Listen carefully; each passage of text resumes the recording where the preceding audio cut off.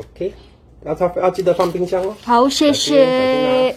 Kadung tak kerudui kayak gini loh Mbak Besti loh. Tidak sido. 它醒了它会上来，但还不会弄这么的直接喷雾。衣服尽量把它收起来。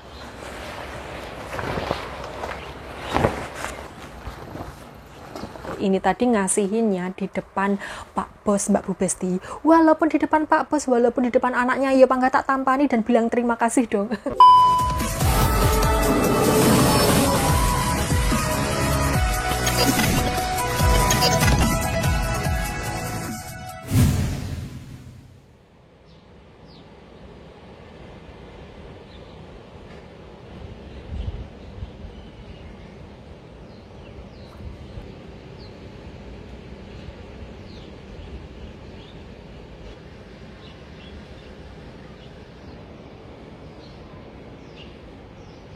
挥发性的它会上来，但还不会弄这么的直接喷雾。衣服尽量把它收起来。那如果你觉得有脏掉就洗一洗。相对新主播，秘鲁警方在7号破获了一起刑事案件，救出44名被拘禁的亚洲人，结果被捕的6名嫌犯居然是来自台湾。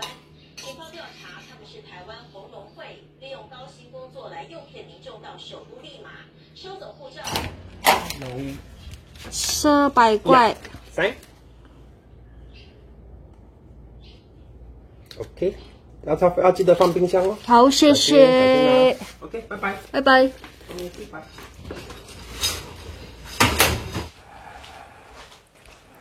Halo, assalamualaikum warahmatullahi wabarakatuh. Ketemu lagi dengan Dian di Taiwan. Dapat paket lagi, coba tebak isinya apa? Ini tidak bisa saya buka sekarang karena sebentar lagi tuh mau ada penyemprotan nyamuk kayak gitu Mbak Bu Besti. Biasanya kan penyemprotan rutinannya itu di luar rumah, cuman di luar rumah aja. Tapi hari ini tuh nyampe masuk ke dalam rumah. Tadi yang ngobrol sama Pak Bos itu loh petugasnya, katanya nanti jam 2 ada penyemprotan di dalam rumah. Jadi ya ini tidak bisa dibuka karena barang-barang yang ada di luar itu katanya harus dimasukkan ke dalam lemari atau disimpan baik-baik biar tidak terkena cairan semprotannya itu loh Mbak Bu Besti.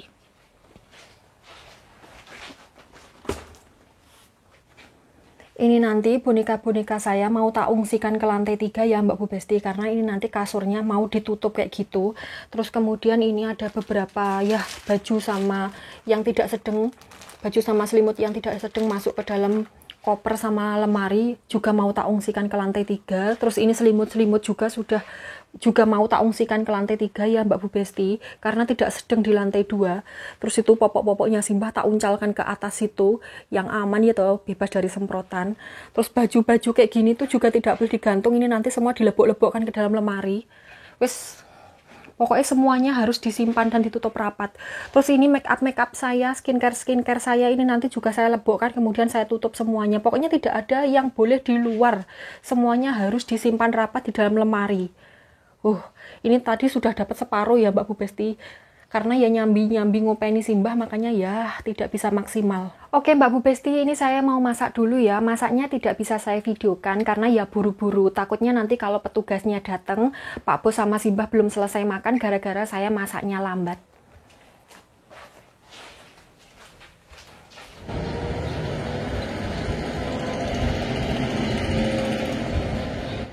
Enggak jadi Mbak Bu Besti, rumah kita dilewati karena sama Simbah tidak diizinkan.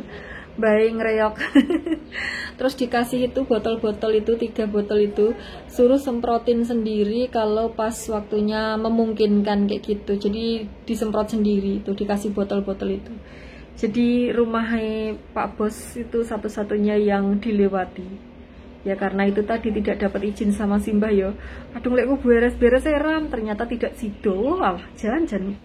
Kadung tak kerudui kayak gini loh Mbak Besti loh.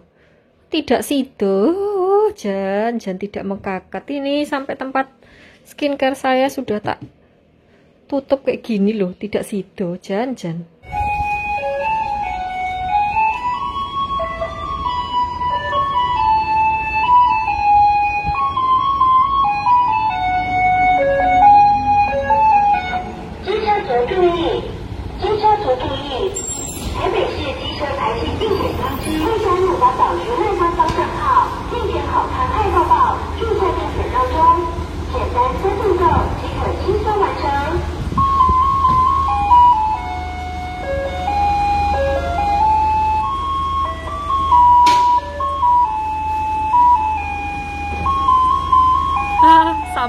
stabil.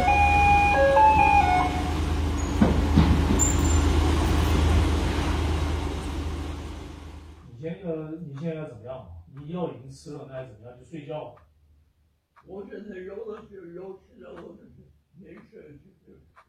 那就对了，你好好睡觉，你养足精神了。第二天早上，你明天早上还早起。感求天主，我们将赞美、感谢、祈求，是奉靠主耶稣基督之名。阿门。阿门。我信全能的天主父，天地万物的创造者。复婚夜，酒缺了。耶稣的母亲向他说：“他们没有酒了。”耶稣回答说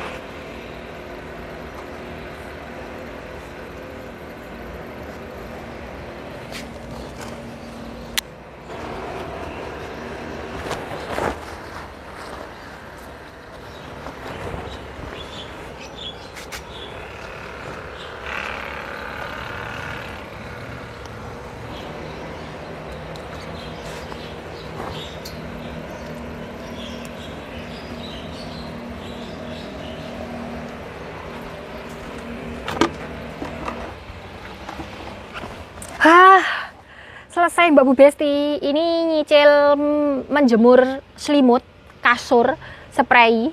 Karena ya itu tadi menyambut kedatangan anaknya Simbahyang dari Amerika ya Mbak Bu Besti. Karena beberapa hari kan hujan terus toh, jadi nih bisa nih jemur, bisa nih nyuci itu baru hari ini. Ini keringet saya bercucuran ya Mbak Bu Besti, drodosan karena ya gerah panas. Kemarin tidak bisa meneruskan videonya karena ya seharian itu Simbah tantrum Mbak Bu Besti, dan saya sama Pak Bos itu tidak bisa mengatasi. Biasa kalau Simbah itu susah BAB selalu seperti itu. Hawani kudu kayak nesu saja, hawani kudu kayak ngereok saja kayak gitu. Yang sebelah sana itu kasur ya Mbak Bu Besti, terus ini dalemannya bed cover itu loh, terus kemudian yang ini selimut, terus yang dua itu spray ya. Oh, sampai full dari sono sampai mentok ke sini, sampai gak ada tempat. Sebenarnya seharusnya itu nyicil dari kemarin-kemarin ya Mbak Bu Besti, tapi ya apa boleh buat karena cuacanya tidak mendukung, jadi ya wes mendadak kayak gini. Lah tapi itu mendungnya kok sudah endol-endol, ini mendung kelabu ya, bisa jadi hujan gerimis kayak gitu Mbak Bu Besti. Terus yang sebelah sana itu juga, waduh gawat iki lek sampai hujan.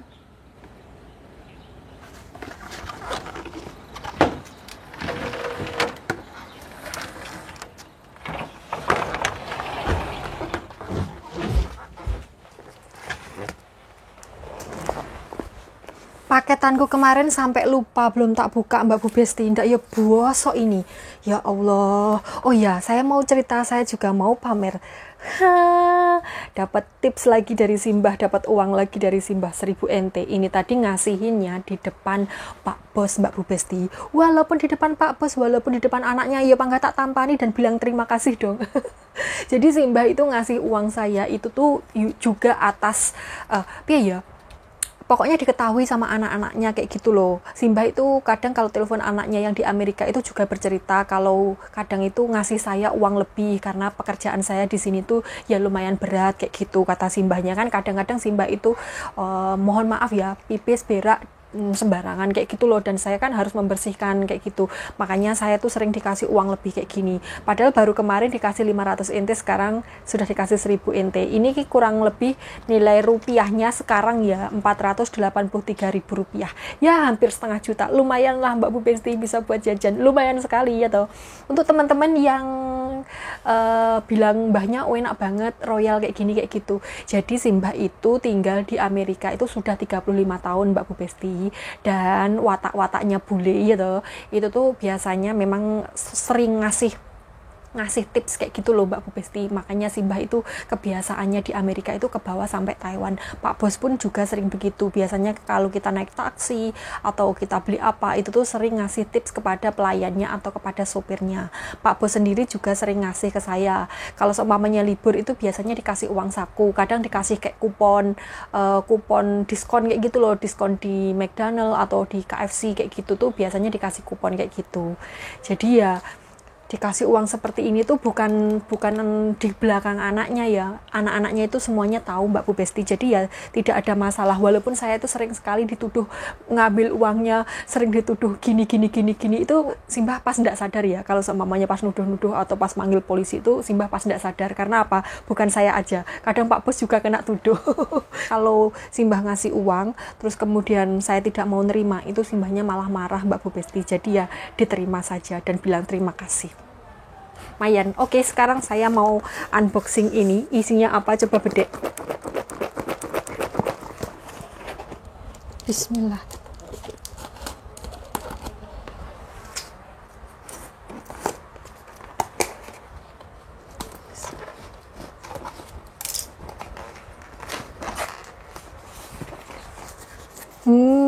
Sudah kebuka. Coba tebak isinya apa?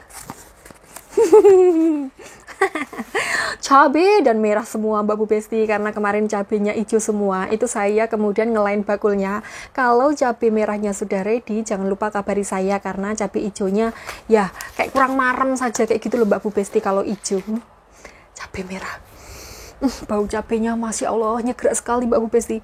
Ini 400 NT ya, 400 NT itu beserta tagihannya. Jadi cabai merahnya ini harganya itu belum berubah, tetap 120 NT per 1 cin. 1 cin itu 600 gram ya Mbak Bu Besti. Jadi hitungannya di Taiwan itu memang pakai 600 gram. Kalau di Indonesia kan pakai kilogram. Jadi tiap negara itu memang beda aturan. Kalau di daerah Eropa atau Amerika biasanya ngitungnya pakai pound kayak gitu ya. Kurang lebihnya hampir sama lah ya. Jadi ini saya pesennya 2 cin atau kurang lebih sekitar 1,2 kg. Jadi berapa ya? 240 atau 120.000 rupiah. Terus sisanya itu ongkir Mbak Bu Besti. Ini merah semua. Ini untungnya kok tidak busuk loh ya. Padahal kemarin sudah nginep 1 hari gitu. Ini pengirimannya pakai kulkas ya Mbak Bu Besti. Jadi pakai pendingin, makanya tidak busuk walaupun di musim panas. Terus tak inepkan sehari itu masih bagus, Masya Allah. Jan cabai ini merah merona Mbak Bu Besti. Kayak saya mau membuka pintu, ada ngebel ting tung 2000 years later. Ternyata petugas kemarin Mbak Bu Besti ngambil kaleng-kalengnya dan memeriksa apakah sudah disemprotkan ke seluruh rumah kayak gitu loh. Ini kamar saya masih berantakan ya Mbak Bu Besti, soalnya belum sempat noto-noto. Terus kemudian Pak Bos kemarin itu bilang kalau kakak ipar sama kakaknya itu mau tidur di kamar saya Mbak Bu Besti. Jadi saya itu disuruh ngungsi. Saya disuruh pindah ke lantai atas kayak gitu karena kakaknya sama kakak iparnya itu mau pakai AC gitu loh. Kan yang ada AC-nya itu cuman kamar di sini doang, sedangkan kamar di atas itu tidak ada AC-nya. Jadi saya itu disuruh ngalah pindah ke lantai atas. Aduh, boyongan saya Mbak Bu Besti. Aduh, itu petugasnya sedang ngobrol sama Pak Bos ya. Tadi ngobrol sama saya itu saya tidak terlalu mudeng bahasanya karena bahasanya itu banyak yang asing dan belum pernah saya dengar. Makanya saya bilang, saya panggilkan majikan saya dulu ya. Terus kemudian tak tinggal. Oh iya Mbak Besti, saya mau cerita ya tentang perkara Mas Asan. Oke. Kan kemarin Mas Asan itu pulangnya ke Indonesia karena di PHK, kemudian permitnya habis, masa tinggal di Taiwannya habis. Jadi setelah di PHK itu tuh biasanya pemutusan kontrak setelah tanda tangan putus kontrak itu ya. PHK ini tanda tangan putus kontrak tidak. Pokoknya intinya setelah PHK itu tuh dapat waktu 2 bulan itu tuh untuk mencari pekerjaan baru atau pabrik baru kayak gitulah ya Mbak Bu Besti.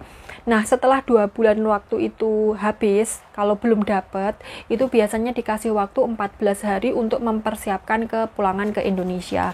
Nah kemarin pas Mas Asan itu cari kerja dalam jangka waktu 2 bulan itu kan harus mendaftar diri ke bursa kerja kayak gitu ya Mbak Bu Besti untuk mencari pekerjaan atau mencari lowongan. Selain ngejip nih yang dari agensi itu kita harus cari sendiri di bursa kerja kayak gitu. Nah pas di bursa kerja itu kan Mas Hasan ketemu banyak teman-teman yang dari Indonesia juga, mereka itu juga banyak yang di PHK. Jadi ada yang masih sekitar 1 minggu kerja di PHK, ada yang masih sekitar 4 bulan kerja di PHK, belum ada 1 tahun sudah di PHK. Jadi banyak banget yang kayak baru datang di Indonesia, ada yang sampai 4 hari, masih 4 hari kerja itu sudah dibalikin ke agent Mbak Besti, jadi dibuang sama majikannya. Dan itu susah banget karena kan belum punya pegangan uang tuh yo, terus bingung ngalor ngidul, tidak bisa bahasa ya toh, jadi susah banget.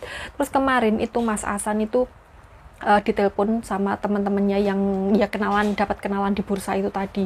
Itu banyak yang pulang ke Indonesia karena ya tidak dapat majikan. Sekarang tuh di Taiwan memang susah banget ya Mbak Bu Besti, banyak pabrik-pabrik kolap. Jadi yang mau proses ke Taiwan mending di cancel saja, pindah ke negara lain saja, misal kayak Korea atau Jepang atau mana gitu loh.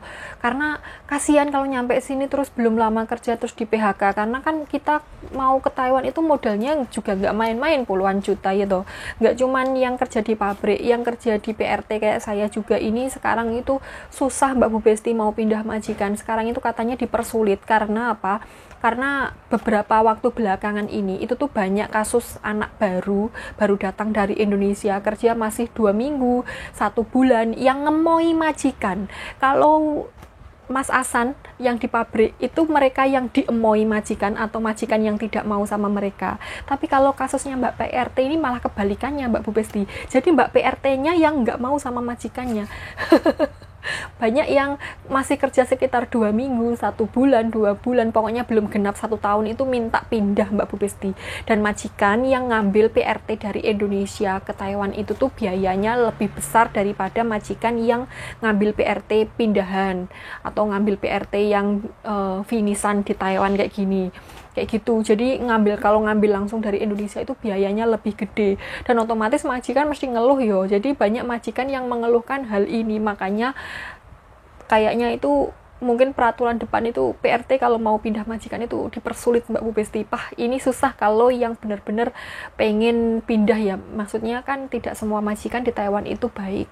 Kadang ada majikan yang rese, ngasih makanan yang tidak layak ke ART-nya. Kadang ada majikan yang mempekerjakan tidak tahu waktu, dari pagi buta sampai tengah malam. Itu ada Mbak Bu Besti. Kasus seperti itu ada. Jadi kalau proses pindah majikan dipersulit, kasihan untuk teman-teman yang sangat membutuhkan ya toh. Jan gemes sekali sekarang ini ya wis gitu. Jadi teman-teman yang ada di Taiwan, kalau kiranya majikan masih ngasih kita makanan yang layak, kita masih bisa makan kenyang walaupun masak sendiri gitu, walaupun yo kadang-kadang tuku sendiri, beli sendiri ya, walaupun kadang-kadang pasien rewel, itu ya usahakan bertahan dulu, karena nyari pekerjaan sekarang itu susah di Taiwan, susah banget. Jadi kalau seumpamanya pasien kalian ngereok malam gak tidur-tidur kayak pasienku ini, ya bertahanlah untuk gaji kita ke depannya ya toh. Karena nyari kerjaan lagi tuh sekarang itu tidak semudah dulu. Kalau dulu tuh misal pindah majikan gitu, belum ada seminggu kita sudah dapat pekerjaan yang baru. Kalau sekarang itu susah sekali Mbak Besti, susah. Terus kalau di agensi itu juga gitu, kita harus bayar Mbak Bu Besti, mes bayar sendiri, makan beli sendiri. Kalau kita tidak ada pemasukan ya jeplok suwi-suwi toh Mbak Besti, iya toh mumet ngene iki ngrasane. Jadi ya wis sebisa mungkin usahakan jangan pindah, kecuali lek kepepet banget, lek majikane sudah keterlaluan atau pasiennya sudah keterlaluan gitu baru boleh minta pindah. Oke Mbak Bu Besti, kayaknya ngoceh saya sudah kepanjangan ini. Terima kasih sudah menemani saya hari ini dan kemarin. Saya mau bedeti cabai saya ini. Hari ini saya dapat jatah istirahat, alhamdulillah mbahnya tidak rewel siang ini, jadi saya bisa midi di Lombok ini, saya juga bisa menyelesaikan konten saya ya toh. Oke Mbak Bu Besti, doanya masih sama seperti kemarin, semoga kita semua dimanapun berada selalu dalam lindungan Allah Subhanahu wa Ta'ala, amin. Semoga sehat selalu, semoga bahagia selalu, dan semoga selalu dilimpahi rezeki yang berkah dan barokah, amin. Sampai ketemu di video selanjutnya. Wassalamualaikum warahmatullahi wabarakatuh. Bye bye. Aku kalau sudah punya ini aman, sentosa, jaya terkendali. Produk Lombokku sih tok.